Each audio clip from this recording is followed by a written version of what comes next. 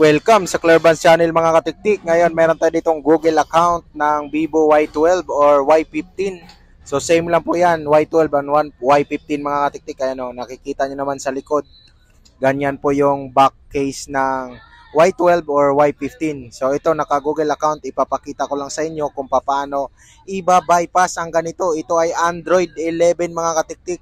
So sure ball po ito mga katiktik kapag susundan nyo. So, pindutin nyo yung volume up, volume down, long press, at may lalabas na ganito. Turn on mo lang, piliin mo yung turn on, and then pindutin mo ulit, mga katiktik, yan, para ma-enable natin yung talkback. At kapag na-enable na natin ang talkback, mag-draw lang tayo ng letter L, at puntahan natin yung talkback settings.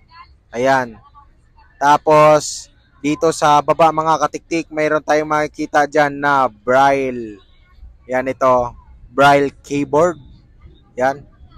Yan. Pindutin natin yon at ito yung mga katiktik sa taas, pindutin natin. Tapos settings. Yan. So kitang-kita naman kung ano yung pinipindot ko mga katiktik. Kailangan lang natin i-double tap para mag-open kasi naka-talkback tayo. Ayan. So double tap natin para ma-on. Yan. Pagkatapos niyan mga katiktik, is kailangan natin i-disable ulit ang talkback. Long press natin volume up, volume down para ma-disable. Ayan, na-disable na. So, no need na nating i-double tap kasi na-disable na yung talkback. So, ang sunod natin gagawin mga katiktik is pupunta tayo doon sa may Wi-Fi portion. Dito tayo pupunta sa may Wi-Fi portion mga katiktik. Yan, dito. Ito yung ibig kong sabihin. So, dapat nakakonect tayo sa Wi-Fi at ito, add network. Ay, sorry. Back natin, add network. Pindutin mo yung add network, mga katiktik. Yan. Add network. Tapos, dito mga katiktik. At ilong press mo tong space bar. Yan, long press. Tapos may makikita ka dyan na talkback braille. Yan. Yan ang pipiliin mo. At ito mga katiktik, settings yan, yung pinakauna. Tapos papasok tayo dito. Hanapin natin yung accessibility menu mga katiktik. Hanapin natin yan. Tapos, i-on natin.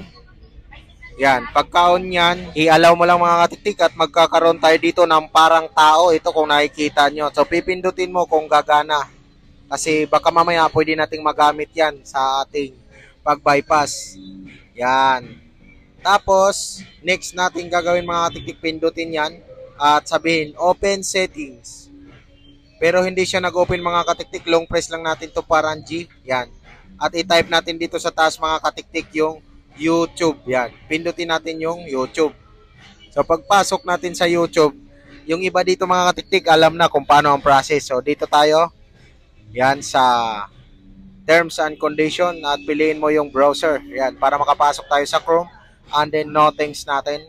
Tapos dito sa address bar is yung lagi nating tinatype kapag nagbabypass tayo mga katiktik. Yung binrom.net/bypass. At pagpasok dito mga katiktik, try muna natin gumawa ng pin code kasi pag nakagawa tayo, instead of enter natin yung Google account, pin code na po kapag gumagana. So, tinry natin 1, 2, 3, 4. So, akala natin mga katiktik okay na. So, para matest kung nag-create ba talaga ng pin code, is i-lock screen natin ang cellphone. So, hindi po siya nag-create ng pin code. Ayan o, hindi po siya nanghingi ng pin code. Not working po yun mga katiktik, kaya balik tayo dito sa settings at i-on natin tong mga katiktik, yung assistive touch. On natin yung assistive touch. So ito pala yung model niya mga katiktik. Ayan o, sa gusto lang tumingin, yun po yung model niya. At yun nga, nasabi ko sa inyo mga katiktik, i-on natin yung easy touch, assistive touch. Easy touch yung tawag yun mga katiktik. Yan, on. So, magkakaroon yan ng parang bilog. Ayan. And then, pupunta na tayo dito sa settings, system management, and then phone clone. So, sa iba dyan mga katiktik na laging nanonood sa akin is alam na po kung paano to gawin. So, ito, piliin natin yung new. New po yung pipiliin natin. So, pindutin natin yung Android. Ayan. So, dito mga katiktik, need natin ng isa pang phone. Ito. So, dapat dito mga katiktik, meron ka din ditong Easy Share na app. So, madadownload mo yan sa Google Play Store. At yung Quick Shortcut Maker, dapat naka-install din sa old mo na phone. So, yun yung ipapasa natin at yung activity launcher naman, madadownload mo rin sa Google Play Store. So, yan, ino-open natin yung Easy Share, phone clone, and then piliin natin dito yung old at mag-create yan ng QR code. I-scan lang po natin yung QR code kapag na-create na mga katiktik na yan. Waiting, loading pa po siya mga katiktik. Ayan. So, i-scan lang natin yan at yun, kusa na po yung magko-connect sa ating phone mga katiktik. So, hintayin lang natin. Minsan matagal, minsan mabilis.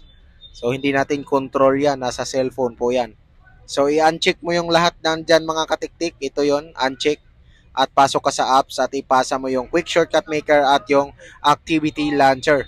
So kung nabibilisan ka mga katiktik, maaari ka namang ipopost mo yan mga katiktik. I-post mo yung bawat mga katiktik.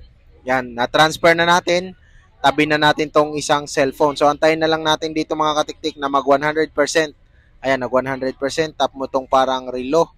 At dito sa apps mga katiktik, open natin yung quick shortcut maker. And then dito sa taas mga katiktik, i-type mo lang yung factory test. So yun. So kung nabibilisan ka nga, maaari mo naman yang i-post or balikan.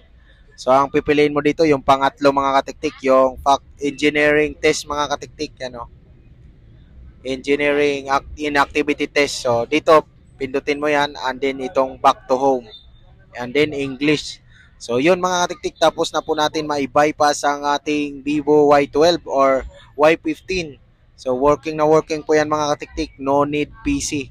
Maraming salamat sa panonood at naway i-like nyo. Huwag kalimutan palang mag-subscribe sa aking channel. At hanggang sa susunod ko na video tutorial, maraming salamat. So tinatanggal ko lang dito yung ino natin kanina na accessibility menu at yung C-Save Touch or Easy Touch. So maraming salamat sa panonood.